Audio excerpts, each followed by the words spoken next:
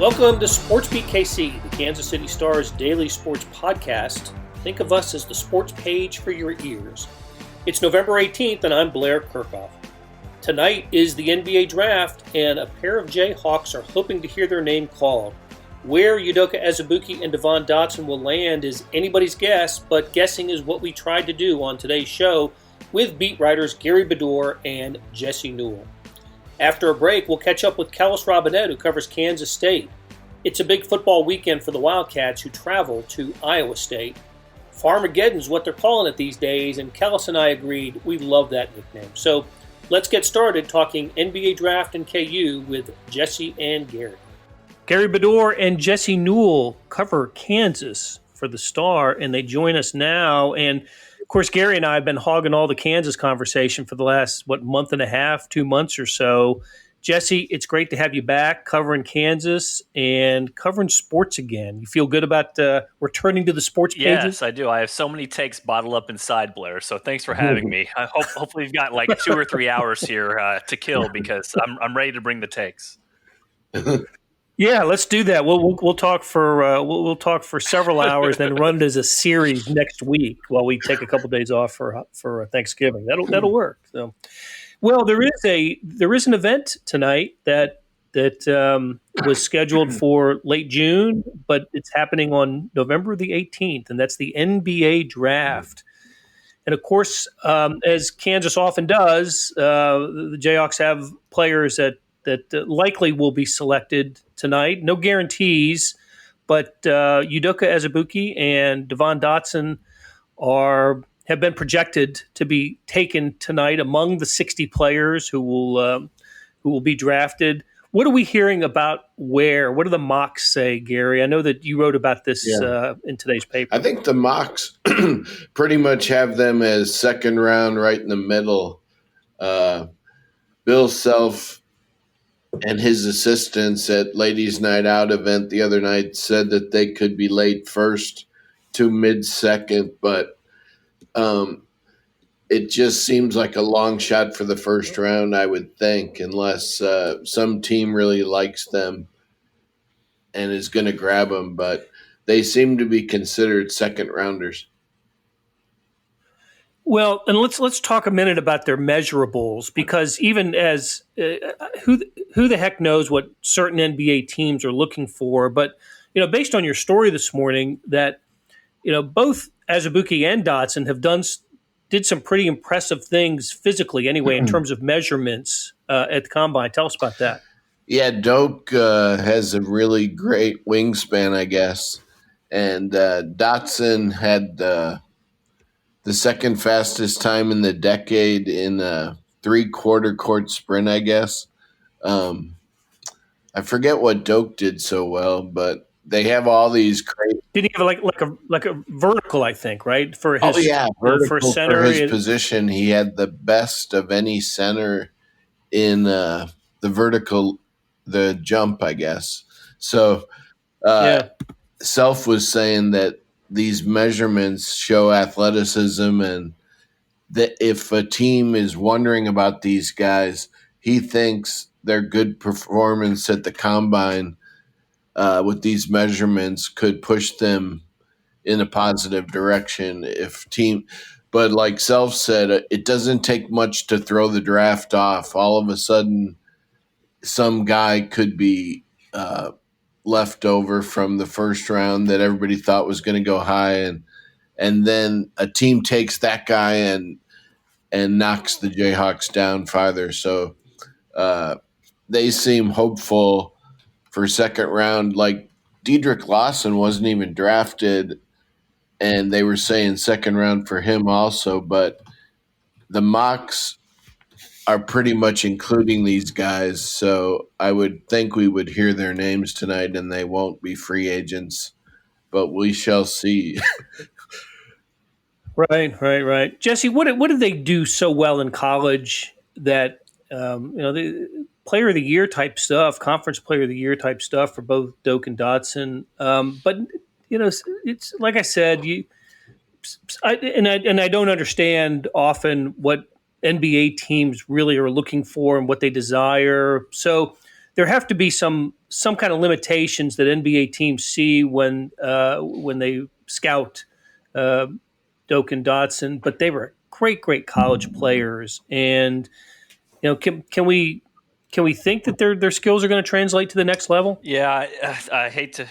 Here I said I had all the takes, and I guess I'm going to start here by being kind of on the fence a little bit. But, it really is one of those things that it depends. And I think kind of using a Chiefs analogy with this, we see certain pieces, like with the Chiefs offense, that can kind of go above and beyond and that are really good fits in the Chiefs offense because they have Patrick Mahomes, because they have Andy Reid. And certain players perhaps wouldn't be as good of a fit just because, in Kansas City, because they don't run the ball as much and because that really isn't their type of game. So I think, like for example, I know the Chiefs don't always use like McCole Hardman that much, but to add speed on top of speed, it seems like you kind of get exponential gains because the way the Chiefs offense is structured is different than many others are structured. And I think you sort of see that in the NBA here, especially with Udoka. It's going to be a matter of fit. It's going to be a matter of a team that really needs what he provides. And it could be potentially that, 20, 21, 22 teams out there, even if he is available, they just have no use for him because of the specific scheme that they have and how he might fit in. But what's fascinating about these two guys is, to me, they have very, very, very obvious strengths and very, very, very obvious weaknesses. And that especially goes for Udoka. I mean, you talked about his ability to jump. He is athletic. He can run the floor. He can post defend. He obviously is a beast right by the basket. And then what can he not do? Well, we saw in the Villanova game, he wasn't quite as in shape as he is right now, but the Villanova game in the 2018 Final Four just exposed him as a perimeter defender. NBA teams are going to have a guy that can at least shuffle a few times out on the perimeter and, give the appearance of defense before he can recover to his man. And then, the free throw shooting. He really can't do anything outside of the paint, whether that's in the flow of the offense or if they wanted to play some hack and Doke. So, hey, a team out there, do you need, I hate to bring back another Jayhawk, but do you need a potential playoff defender against Joel Embiid? Do you need a body to lean against him? Do you need 6 fouls in there? If so, if you're in that team's conference, then potentially there's a fit for Doke. But there are a lot of teams out there that potentially it's just not a fit at all for them if that's not the touch style they play or the type of matchup they go up against. For Devon Dotson, I mean, it's speed. Last year, I thought he would probably try to improve by improving his weaknesses. Instead, he made his strengths better, which is he's amazing getting on a right-hand drive and scoring that way. He's amazing in transition. He's super fast, and he's a perimeter defender that's really pesky alongside what KU had with Marcus Garrett. So all those things are great. The question marks for him are about his size. He doesn't have a huge wingspan. He's 6'2". Is that going to be big enough in the NBA? And then also kind of the pick and roll ability. He had one of the greatest lob catching big men of our time in college basketball, and he didn't really utilize them last year. So can he play in a pick and roll? So much of the NBA with the 24-second shot clock is just get yourself in a situation, make the correct read, and make the pass. And Devon Dotson is still very much unproven when it comes to that part of his game. And of course, we know the limitations he has shooting the basketball. Can he make an open three-pointer from NBA range? That'll go a long way too. So I think both these guys project, especially off the bat, and Bill Self agrees, as backups. But getting in the right situation and getting in the right team and coaching concept that maybe accentuates their strengths and minimizes their weaknesses, I think that'll go a long way toward determining whether these guys are successful or not.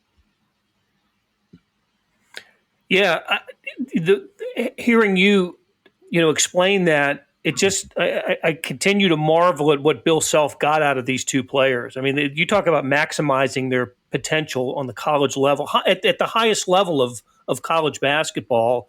Doke, what he set the NCAA record for field goal percentage, obviously because he didn't take any shots away from the basket, and Dotson ended up leading the conference in scoring last season. So I don't, and this team went 17-1 in the Big 12, was the overall number one seed, or would have been the number one seed in the NCAA tournament. It just seems like Bill Self maximized the potential of those two players. I think they'll both be drafted. I think there's a place in the NBA, probably on the bench for both of them. Just as I thought with Devontae Graham a couple of years ago. He had his flaws, right, coming out of college into the NBA, but he certainly has proved that if you land in the right spot, you can succeed in the NBA, and we've seen that from Devontae Graham this year, or we saw it this past year. Yeah, I think so, Blair. And basically the wrong spot for Jayhawks lately has been Sacramento, so maybe that's one to watch because it seems whichever players go to Sacramento do not get that sort of development. But going back to the testing as well, what Gary said, I mean, that is going to open some eyes. And if nothing else, that is going to get you on boards and get you looked at, especially in Devon Dotson's case, because I think Dotson is more of a universal fit than Udoka is. I think Udoka is more of a specific fit. Like he is going to fit whatever team drafts him most likely very, very well, and they're going to have a plan for him. Devon is more of a guy, hey, do you need a backup point guard?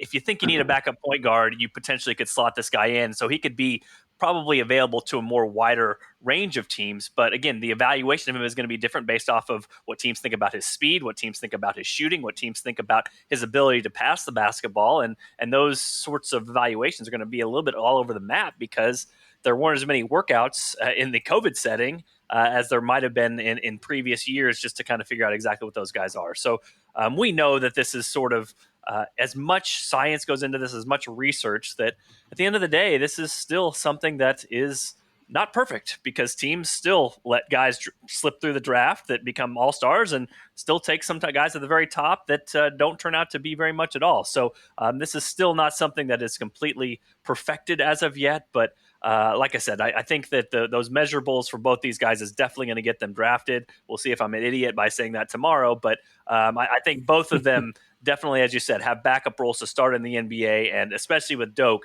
the team that's going to take him is going to be a team that definitely has a plan for him. Okay, let me ask you guys this. What do you remember about the college career of Tyrese Halliburton of Iowa State? His career only lasted, maybe 50 games or so? He started every game as a freshman 2 years ago, got injured after about 20 games last season, and didn't finish the season, and yet he is projected to become the highest drafted Big 12 player and likely a top 10 pick. And I've been kind of doing a little surfing to see where he might end up, and he might even end up in the top 5. Who knows? But what do you guys remember about Tyrese Halliburton as a player at Iowa State? I think he's tall for 6'5". 6'5" point guard, right, is what they're talking about him as an NBA player. Yeah, so I think they're going by what he fits the mold, and don't remember how he did against the Jayhawks off the top of my head, but he's certainly being mentioned a lot. Like you said, if you do a Google search, a lot of teams are talking about him, like the Bulls and different teams like that. So Jesse might remember specifics, but he's really got a good shot, it looks like, tonight. Yeah, I will tell you how he did in his first game against Kansas, which was a 77-60 Iowa State victory at Hilton Coliseum. 14 points, 4 for 5 2-point shooting, 4 steals in 37 minutes, to go along with 3 assists. Yeah, I mean, I think for him, you talked about the boxes that he checks, Blair. He's a guy that 6'5". He has the ability to pass, the ability to be unselfish. He's the guy that teammates seem to love. And that's sort of, when we're talking about this, separating, what we're talking about, potential lottery pick in Tyrese Halliburton and a guy in Devon Dotson that, is more looked at as a backup point guard role, is those exact things that I just talked about, which is, hey, when you're watching Tyrese Halliburton come around to pick and roll, he's going to make the correct read. He's going to make the correct find. And he's a guy that's going to make his teammates better in that regard. And some of the things that aren't quite as polished yet, I mean, he's a good 3-point shooter. He was not a high volume 3-point shooter, but he was a good 3-point shooter. Those are the sorts of things that a lot of scouts and people out there think, hey, you can control that. You can become a better shooter. You can become a more confident guy in that range. And he obviously stepped up his offensive role for Iowa State the second year compared to the first year, just looking at the numbers across the board. But a guy like that who has all the measurables, you think probably has a little bit more ceiling left in there, but then also is going to make the right decision on every single possession or most of them to get teammates open. that's maybe more sort of the complete player you're talking about here. And then wingspan. I just talked about Dotson being 6'2" with I think a 6'3" wingspan. Halliburton's another guy, 6'5", but crazy long arms. I mean, you see it with his steal rate. He disrupts passes. He can be that sort of player on the defensive end. So this is kind of what you see when all those sorts of pieces come together for a player, as opposed to a guy like Devon Dotson, where we know his strengths, but we know his weaknesses. There just aren't as many question marks out there about Tyrese, and that's, I'm sure, why he's being mentioned at the very top of these draft boards. Yeah, and if he goes in the first round, he'll be the first Iowa State player since Royce White in 2012 to be taken in the first round. So, okay, hey, before we leave, Jesse, bring us up to date on Kansas football and attendance. What they're doing now with the turnstiles at Memorial Stadium. They got a couple of home games left, starting with Saturday's game against Texas. They've had fans in the stadium for a few games. I don't think that's the case anymore. No, it's not. Chancellor Douglas Girard announced on Tuesday that KU Athletics would not have fans for any events through November. So there's a lot of layers to get into with this if you want to kind of talk it through. Douglas Girard is KU's chancellor, but he's also a surgeon. So his background is in medicine. He obviously knows very well sort of the coronavirus staff, pandemic staff, that they kind of help make these decisions. And so it's sort of interesting because a lot of chancellors / presidents out there, medicine is not their expertise. But I feel like probably Douglas Girard feels a little bit more pressure to act quickly on these sorts of things because this is his area that he is supposed to be sort of in charge of. At the same time, for Kansas, I think it's very much not a coincidence that they said that this has happened through all events in November, and KU men's basketball's first game is in December, because obviously there's going to be a much bigger uproar if the men's basketball team is not going to allow any fans in the stands. Right now, it's set to have 1,500 in the 16,300 capacity Allen Fieldhouse for home games, but we'll see if that changes based off of the discussion again between KU's pandemic advisory team and Douglas Girard. So this is sort of a delicate balance because listening to KU and kind of the talks they've had with the budget and trying to make everything make ends meet, KU Athletics is in a bad spot, and the university is not able to bail KU Athletics out because they're in their bad spot of their own. So if you're Douglas Girard, if you do make this decision to say, hey, no fans at Allen Fieldhouse for the home games in December, that's going to hurt KU Athletics' bottom line, and their bottom line already isn't in trouble, even with some of the cuts that have already been made to try to make ends meet. So this is a really difficult, complicated decision for Kansas. And though 1,500 fans doesn't sound like a lot, that at least is some ticket revenue you're bringing in when already you're going to be down a whole bunch based off the fact that it's a shorter season and you can only get about a tenth of the fans in there that you normally would. So this is going to be fascinating to sort of track over time, but I don't think any fans are crying too many big tears to not be able to watch KU football in its final two home games of the season. But basketball will be a different matter, and we all know that there's a lot of different opinions on the range of spectrum here. So we'll see what Chancellor Douglas Girard does, but obviously this is going to have major ramifications for not only KU fans, but also the athletic department revenue-wise when it comes to deciding whether fans are allowed in men's basketball, and fans are allowed at Allen Fieldhouse coming up in December, January, February. Absolutely. And Gary, we were talking about before we went on the air, KU Hoops first game is a big one. It's not the Champions Classic like it always is, but it's Thanksgiving Day, right? Against they play the Zags. The Zags in Florida as of now, and both teams are top 10 for sure. The Zags are number 1 in the preseason poll, so. And then Kansas plays Kentucky on December 1st, unless that gets changed. So tough games early in the season. But Gonzaga, apparently, I was listening to Norm Roberts at Ladies Night Out, and he said that they mirror KU quite a bit. They both have very similar personnel. So it'll probably be a really close game. Yep. Okay, we'll get into that game on next week's podcast. So, hey, great stuff, Gary Bedore, Jesse Newell. Jesse, great to have you back on SportsBeat KC, and we will talk to you guys next week. Hey, it's Blair. We have a special subscription offer for SportsBeat KC listeners, unlimited digital access to the Kansas City Star's award-winning sports coverage. Sign up now for 1 year of Sports Pass for access to all the sports news, features, and columns presented on the kansascity.com site, and it's only $30. That's a 40% savings off our regular rate. Your subscription will automatically renew after the initial term at $50 unless you tell us to cancel. Your subscription helps support the sports coverage of kansascity.com and the Kansas City Star, and that support has never been more important. Please visit kansascity.com/SportsBeatKC offer to get this special offer. And as always, thanks for listening. Okay, we're joined by Kellis Robinett, who covers Kansas State. How you doing today, Kellis? I'm doing good, surviving, and another beautiful day in Manhattan. How about you, Blair?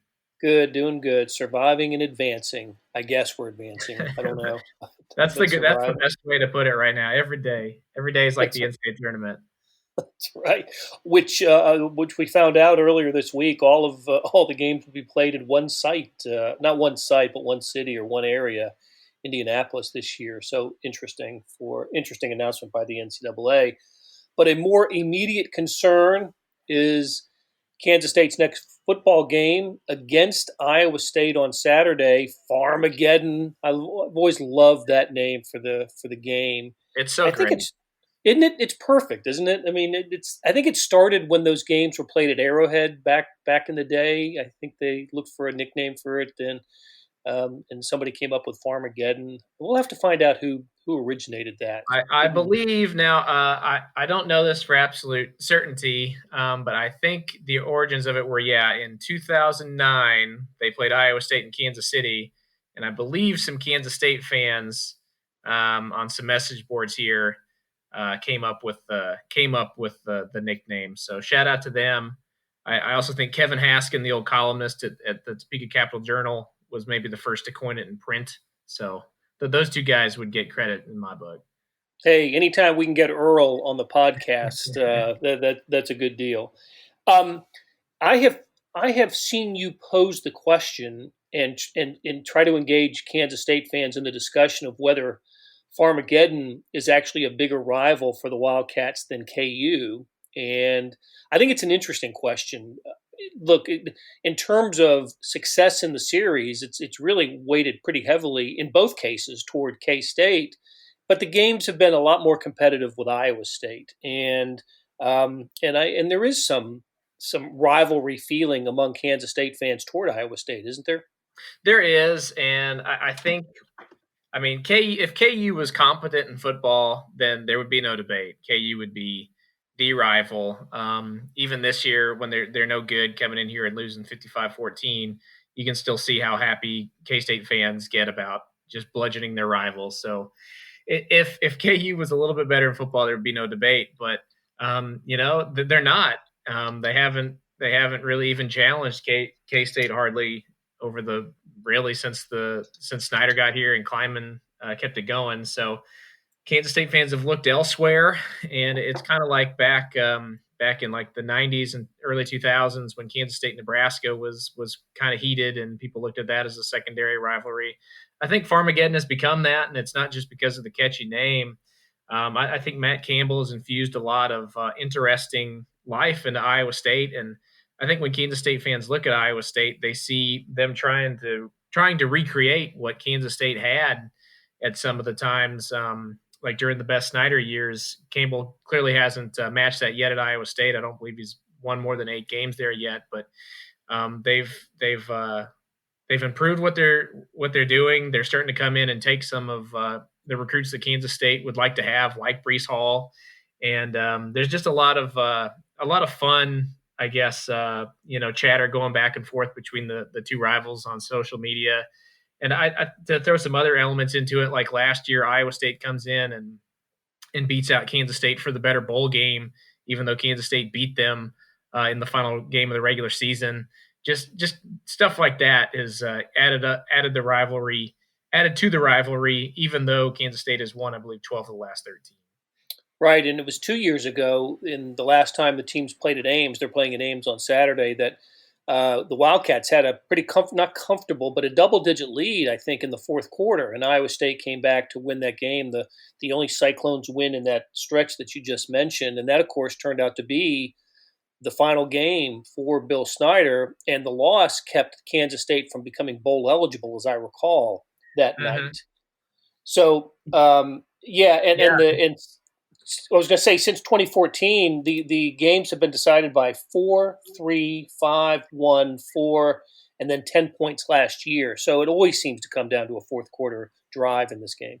It always does, and that's what makes it so cool. I think you can even add on to it. I think Manhattan and Ames are kind of similar cities in a lot of ways, that both universities do have agriculture, as kind of their backbone. So that there's a lot in common here. And I think when Kansas State fans see Iowa State trying to improve in football, they take a lot of glee in beating them, much like they do KU. But it is very interesting that this series, no matter how good or bad the other team is, it always does seem to come down to a last possession and some crazy endings. I mean, during the streak that we've been talking about, I've witnessed Kansas State win on a blocked extra point. I've seen Kansas State win on just a series of Paul Rhodes gaffes, fumbles, missed field goals. Kansas State winning when they had no business doing it. There was the play where Skylar Thompson hit Isaiah Zuber for a walk-off victory when they played miserably the whole game. And then, last year, last year was one of the few times they did win by double digits. They won by 10. So it's been very entertaining. It's kind of funny when you just look at the recent results. K-State's won 12 of the last 13. Oh, it's a boring rivalry, but it really hasn't been. Right, and if this is right, and I'm looking at it from one source, and sometimes these sources don't necessarily agree, but the place where I'm looking at says that Iowa State leads the all-time series 50-49 with 4 ties. Can't get closer than that. So, let me pull up my video guide real fast. I think Kansas State might actually dispute that. That might be one. Of course, it wouldn't be college football unless a series record is disputed by the rivals. No, I think you're right. 49, 15, 40. They've got that here too. So okay. That's too bad. If Kansas State wins this weekend, it is all tied. How about that? After more than a century of competition, it would be tied. How cool is that? So, okay, hey, you mentioned him earlier, Breece Hall, the running back for Iowa State. He is leading the Big 12 in rushing. Is he leading the nation in rushing as well right now? He is the nation's leading rusher. He's the only person in the country with 1,000 rushing yards right now. How about that? So maybe on his way to an All-America season. And I've caught him on TV a few times. He is impressive. He's a strong back. It's hard for one guy to bring him down. He is, he is the centerpiece of the Iowa State offense, and he's from Wichita, as you mentioned. How did he get out? You did a story on him this week. How did he get out of the state of Kansas? Yeah, it's kind of an interesting deal. He was basically a late bloomer in high school. He played at Wichita Northwest, a high school that at the time when he was a freshman and sophomore there, they had some other seniors, juniors, running backs who were just a little bit ahead of him developmental-wise. So he didn't actually end up playing varsity football until he was a junior. So it's not like he was a kid who, KU, K-State, these other programs have been all over for years. And when he did start playing as a junior, for whatever reason, Matt Campbell at Iowa State was one of the first coaches who seriously sat down and looked at his film, and he liked it so much. He said, boy, nobody else has offered this kid yet, but I think we need to get in on him. So he was the first person to call Breece Hall and say, we want to offer you scholarship. We'd love to have you at Iowa State. And basically Breece Hall was just so enamored by the faith they showed in him that as other schools came in, like Michigan, Wisconsin, Nebraska, he blew up to become a national recruit. And K-State and KU were involved too, but he told me he wanted to play somewhere out of state, and Iowa State was the first school that showed serious interest in him. And he said, well, why not? I like it. I'll go play there. And I remember when he signed with Iowa State, I seem to remember a lot of K-State fans basically were just kind of hopeful that he wouldn't turn out to be a great college player because they were missing out on him. But we've already seen that that's not going to happen. He's to be leading the nation in rushing yards as a sophomore. He's way ahead of schedule as a really good running back. Yeah, and he got his career off to a good start last year. He rushed for he was 3 yards short of 900 yards for the season as a freshman, 9 touchdowns. So not a big mystery coming into this season, but good for him. He'll be at Iowa State for at least another year. So what is the COVID-19 update when it comes to the roster and the prospects of playing? And you and I have talked about this, that you just never know until the end of the week if a game is going to be 100% certain. And there are already some games around the country that have been postponed or canceled this week. And the Pac-12 made news earlier today by announcing that their schools might be able to play non-conference games when it wasn't in place of Pac-12 games, when that didn't seem possible when the Pac-12 decided to restart the season. So how about with K-State? Is it looking good for Saturday? Well, we're kind of in wait-and-see mode right now. The way Chris Klieman has talked this week, it's at least up in the air. I would say, from what I know, they're probably on the right side of playing, as long as they don't have further negative tests at the wrong positions, which are defensive tackle, offensive line, and quarterback. As long as those 3 positions stay the way they are right now, they should be able to play. But it's, interesting. Like you said, it seems like every single conference across the country right now is having to cancel games because of COVID. Kansas State is dealing with a current outbreak. They have 12 active cases on their roster. They've had to contact trace a lot more.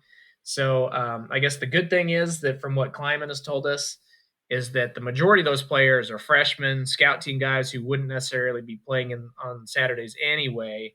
But still, when you have that many players out, it makes it hard to practice. And then if you take those guys out of the roster, if all of a sudden people who you would expect to play come down with COVID or get hurt, and all of a sudden they can't play, then your game is in jeopardy. So we'll see. They're going to test today. They're going to test on Friday. This will probably be one of those weeks where we're waiting until noon on Friday to get the all clear about whether or not they can play. What a season. And nothing like this, at least since 1918. Anyway, so, and we all remember that. That's right. Exactly. All right, Kellis Robinett, it was great catching up with you, and we'll talk to you again next week. All right, thanks, Blair.